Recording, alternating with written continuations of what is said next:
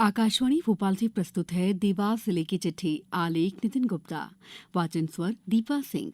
प्रदेश के पश्चिमी पार्श्व में स्थित मालवा क्षेत्र के सुरम्य जिले देवास के निवासियों ने बीता पखवाड़ा गुजरते साल की यादों, शीतलहर और मौसम के अलग अलग रंगों के बीच बिताया। दिसंबर के दूसरे पखवाड़े की शुरुआत में पूरा अंचल शीतलहर के चपेट में आ गया। इस दौरान शहरी क्षेत्र में पारा गिरकर 9 से 12 डिग्री के आसपास रहा, तो वहीं जिले के ग्रामीण अंचलों में तापमान 8 डिग्री के आसपास पहुंच गया था। पश्चिमी विक्षोभ और चक्रवाती हवाओं के चलते इस पखवाड़े में जिले में जमकर बारिश भी हुई।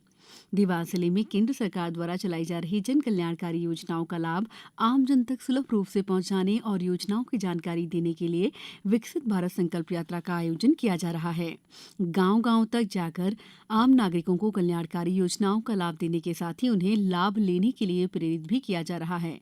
कार्यक्रमों में लाभार्थी हितग्राहियों ने उन्हें मिले लाभ की जानकारी मेरी कहानी मेरी जुबानी के रूप में सभी को सुना रहे हैं। विकसित भारत संकल्प यात्रा के अंतर्गत आयोजित शिविर में नागरिकों का स्वास्थ्य परीक्षण भी किया जा रहा है। स्वास्थ्य शिविर में आभा आईडी का निर्माण, आयुष्मान भारत, प्रधानमंत्री जन आरोग्य योजना और आयुष्मान कार्ड भी बनाए जा रहे हैं। देवास जिले के नागरिकों ने लोकतंत्र के महायज्ञ में आहुति देने का कर्तव्य निभाते हुए पिछले माह विधानसभा चुनाव में मतदान किया। जिले के नागरिकों ने 81% से अधिक मतदान का रिकॉर्ड बनाया। देवास जिले में भारतीय जनता पार्टी ने क्लीन स्वीप करते हुए जिले की 5 विधानसभा सीटों पर कब्जा कर लिया है। देवास विधानसभा सीट से भाजपा की गायत्री राजे पवार ने कांग्रेस के प्रदीप चौधरी को 26,926 मतों से पराजित किया। सोनकच्छ विधानसभा सीट पर भाजपा के राजेश वनकर ने कांग्रेस के कद्दावर नेता सज्जन सिंह वर्मा को 25,605 मतों से पराजित किया।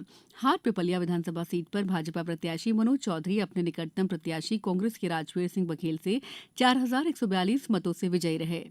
उधर अनुसूचित जनजाति के लिए सुरक्षित बागली विधानसभा सीट से भाजपा के मुरली भावरा ने कांग्रेस के गोपाल भोसले को पराजित किया। इसी प्रकार खातेगांव विधानसभा सीट से भाजपा के आशीष शर्मा ने कांग्रेस के दीपक जोशी को 12,542 मतों से शिकस्त दी।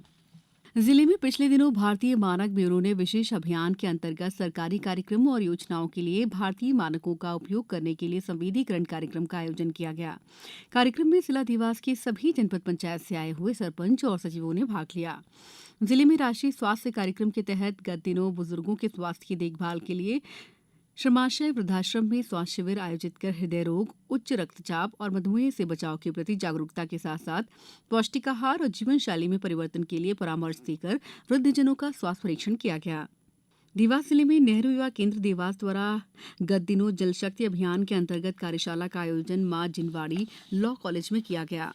नेहरू युवा केंद्र के उपनिदेशक अरविंद श्रीधर के मार्गदर्शन में जल की उपयोगिता और संरक्षण आधारित इस कार्यशाला में कॉलेज के छात्र छात्राओं ने भी अपने विचार व्यक्त किए।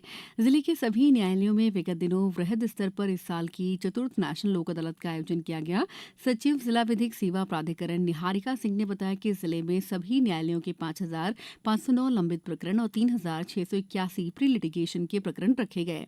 प्रकरणों का निराकरण होने पर पक्षकारों को एक एक पौधा भेंट कर पौधरोपण के लिए भी प्रेरित किया गया। जिले की स्वास्थ्य संस्थाओं अस्पतालों का संपूर्ण कायाकल्प किया जा रहा है। जिले के सामुदायिक स्वास्थ्य केंद्र बागली और सिविल अस्पताल कन्नौद ने लक्ष्य कार्यक्रम के अंतर्गत राष्ट्रीय मूल्यांकन में राष्ट्रीय प्रमाणन प्राप्त कर लिया है। जिले में विश्व एड्स दिवस के अंतर्गत 15 दिसंबर तक विश्व एड्स दिवस पखवाड़ा बनाया गया। देवास जिले में मत्स्य पालन विभाग की विभागीय नदी मत्स्य समृद्धि योजना के अंतर्गत क्षिप्रा नदी के डैम बारोड़ पिपलिया मरेठी स्थित गहरे दहों में 1,50,000 मिश्रित मत्स्य बीज अंगुलिकाएं छोड़ी गई हैं। इसका उद्देश्य नदियों में मछलियों की वंश वृद्धि, जल की शुद्धता, जलीय पारिस्थितिकीय तंत्र की सुदृढ़ता और जल जीवन को बनाए रखने के साथ साथ क्षेत्र के मछुआरों को रोजगार उपलब्ध कराना है। जिले की चिट्ठी समाप्त।